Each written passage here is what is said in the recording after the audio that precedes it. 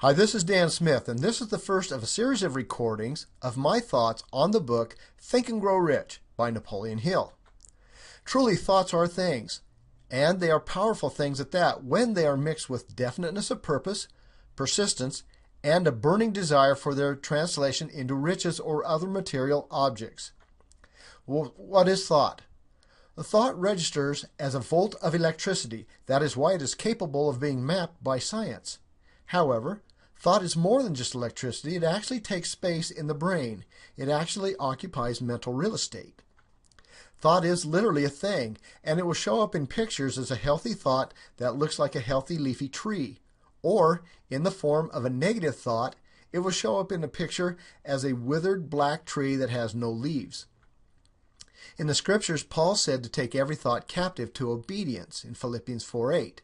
You have to learn how to take control over the one thing in life that you can control, and that is how you think, or what you accept as true or false. So you can choose a negative thought, or you can choose a positive thought. And guess what? Each one is true. Ford said, whether you think you can or think you can't, you are right. You can allow your life to be driven by negative thinking, and you will always have problems based on thoughts that you think. Or you can choose to look for the good in every situation and find what is good about it.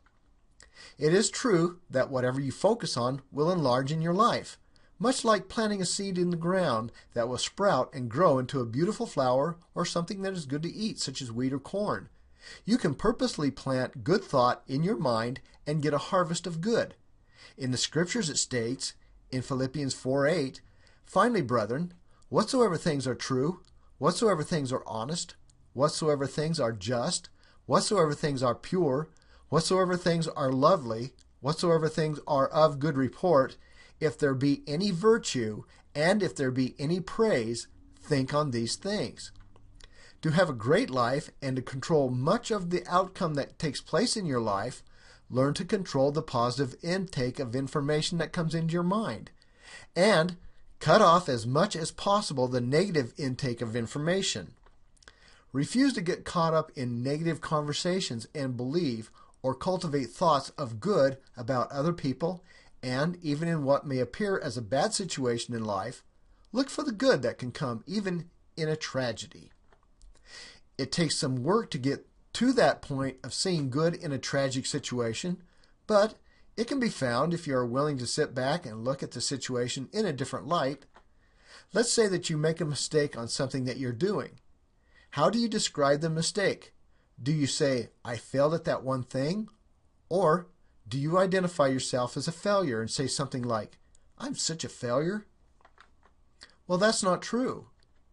Yes, you may have failed at something, but that doesn't mean that everything you do in life is a failure. Learn to separate the two. Refuse to make a negative statement about you as a person. Never identify yourself as a failure.